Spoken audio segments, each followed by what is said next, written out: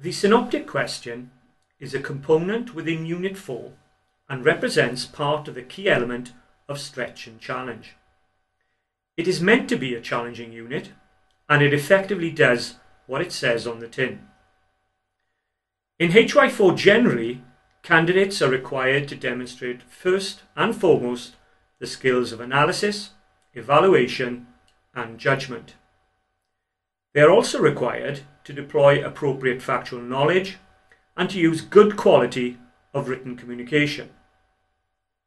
In the synoptic question, there is an additional challenge for the candidates. They are expected to show an appreciation of the complexity of historical change and make a sustained attempt at an historical overview of the past.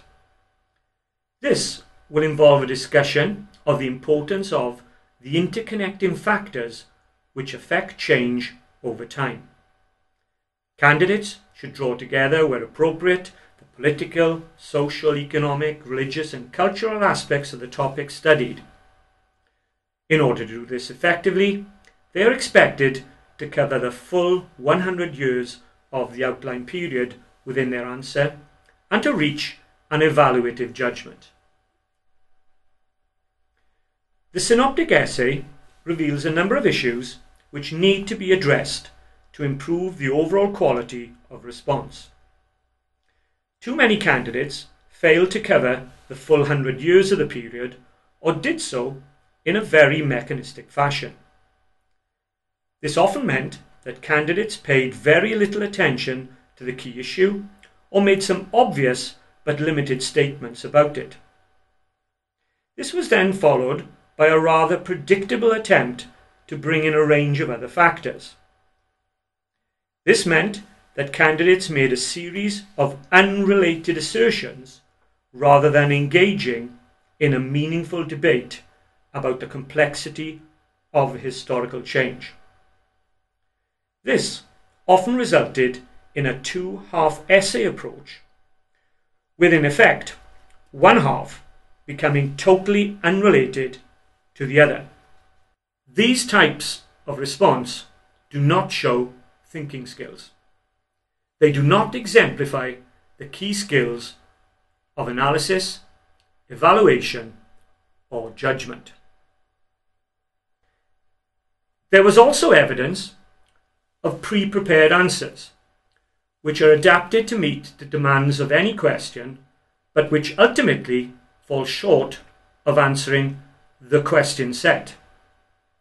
Model answers of this sort often lead to drift, irrelevance, and excessive narrative. The unloading of class notes and specific essay plans means that often the central thrust of the question is ignored, and the candidates answer a question of their own making and not the precise question set. This type of approach meant that some candidates were unable to understand the demands of the question, and their responses lacked structure and focus. Their pre-prepared answers restricted and constrained their ability to analyse the issues in the question and evaluate their importance. Candidates' answers must be relevant to the question set and come to a judgment using the key words in the question. Model answers do not allow candidates to utilise these key skills effectively. In order to achieve quality of response, candidates are expected to be able to analyse and evaluate the premise of the question. They should be able to challenge this premise in a well-structured essay, which contains an introduction, the arguments, and a conclusion. Candidates should deploy appropriate facts to support the arguments. This will allow candidates to then communicate the arguments effectively to answer the question set. The unloading of class notes should be avoided at all costs because it leads to narrative history. There are issues with the quality of the judgments reached by some candidates. Some fail to reach a judgment on the key issue in the context of the question. Others provide judgments which are very predictable or obvious. This is often caused by the very formulaic introductions adopted by some candidates. This approach does not allow them to develop a balanced argument. Consequently, they are unable to achieve a reasoned and meaningful judgment on the precise question set. Furthermore, the judgment reached by some candidates is often totally unrelated to what has preceded it. A good essay is measured by the quality of the historical debate that it presents. An interesting introduction can be used to set the scene, but can also be used to develop the arguments which follow and which ultimately lead to a reasoned judgment. The introduction, main body of the answer, and the conclusion should not be seen as three separate parts, but as forming a complete whole answer to the question set. Knowledge is important, but memorizing everything and writing it down in a pre-prepared narrative format does not produce quality of response. The key is to select and deploy appropriate and relevant facts to support well-constructed arguments. In order to achieve quality of response in the synoptic question, candidates will need to show clear understanding of the precise question set. They will need to create a balanced argument which is sustained and integrated. They will need to analyse the complexity of historical change over a period of 100 years by evaluating the appropriate interconnecting factors. They must attempt to make a sustained attempt at an historical overview and reach a substantiated judgment on the precise question set. Within all this, the candidates should select and deploy appropriate factual information which supports the arguments which they have formulated and helps them to reach a reasoned conclusion. The other two components within Unit 4 are the outline period and depth essays. To reassure those colleagues teaching those units, we have the following advice.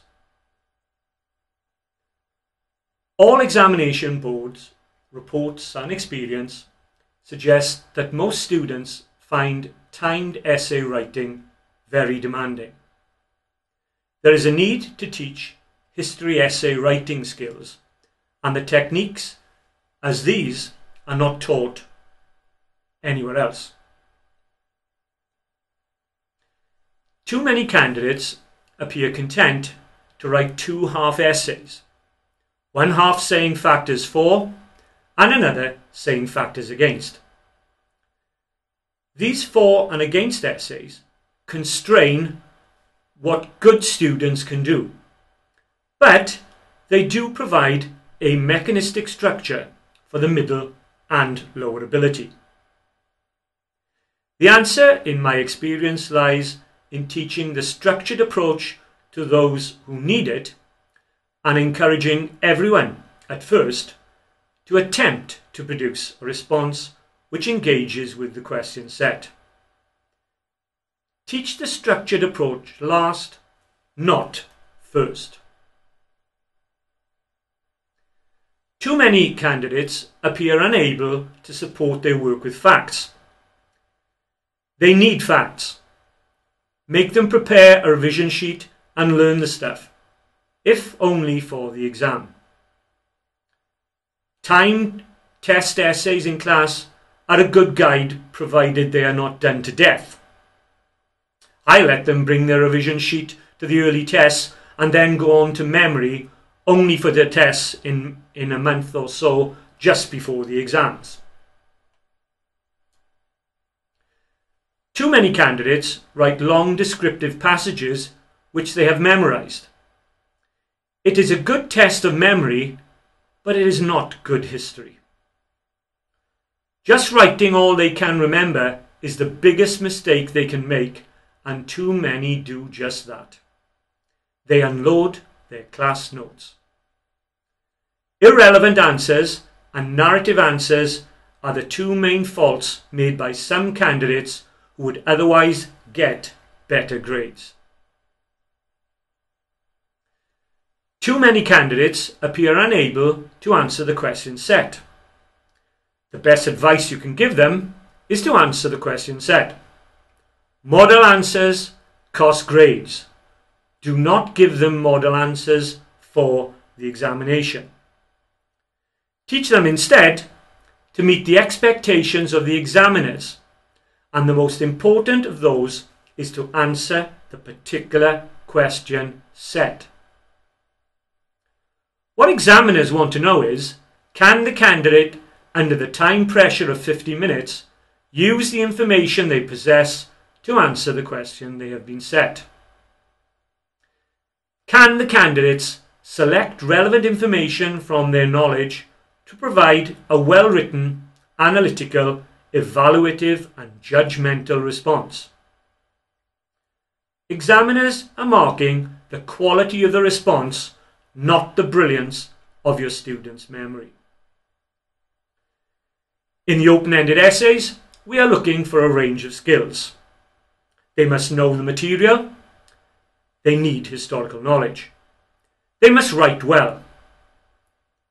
They must use the knowledge they have to answer the question set. They must analyse, evaluate, and come to a judgment rather than just describe what happened in the past. Candidates should be advised to recognise the type of question.